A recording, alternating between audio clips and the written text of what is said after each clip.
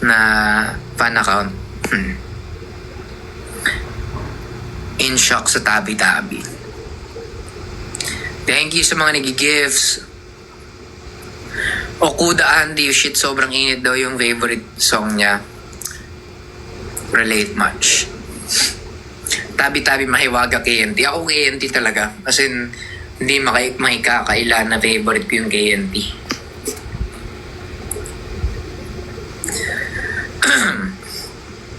So, hindi kayo nakatin sa SB19. Oo nga eh, sayang. May ganap ata kami nun. Same. Pati KNT, no? KNT enjoyer din si Honey. Solo cons VIP. Oo, manifest natin yan. Diba ang ganda nung KNT, Honey?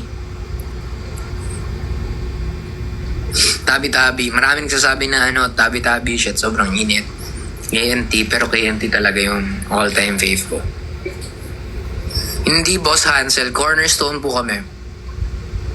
First song ko SSI, pero KNT made me stay. Talaga? Solid. May ganun pala, no? Sa SSI na uhok, tapos KNT yung... Ay, may isang song na nagpapastay sa kanila. Ganun din ba kayo?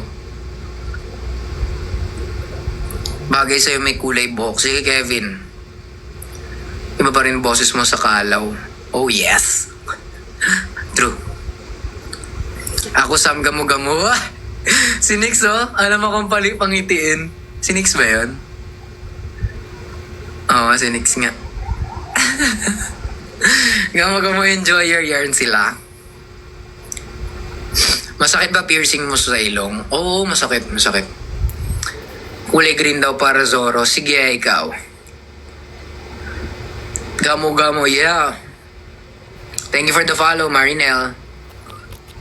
Favorite song ko, SSP. Yes, sir.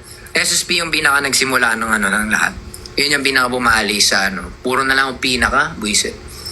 Yun ang bumali sa mga songs namin dati. Medyo pa yun eh. May sinusundan pa kaming standard that time. Pero yung SSP yung nagsimula ng sound talaga namin. Pang My Day. O sige, pang My Day.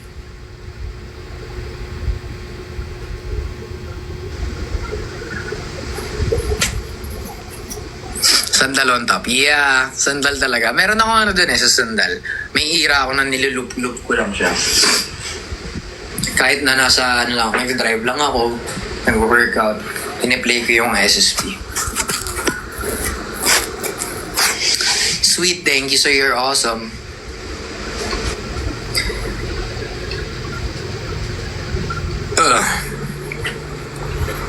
PS enjoyer din ako dati pa. Pero syempre, nung dumating yung KNT, napalitan na yun. Kung sa mga nakanood ng mga interviews namin sa online, dati ang sinasagot yung favorite song ko, KNT, PS. Tapos, naging KNT na lang talaga until now. Ikaw yung rapper with Jason Diaz, sir. Good night, Jel.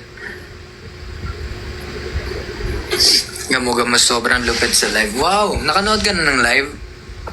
SSP sa Cozy ko ba? Doon ko kayo unang napanood ng live. Talaga, Regina?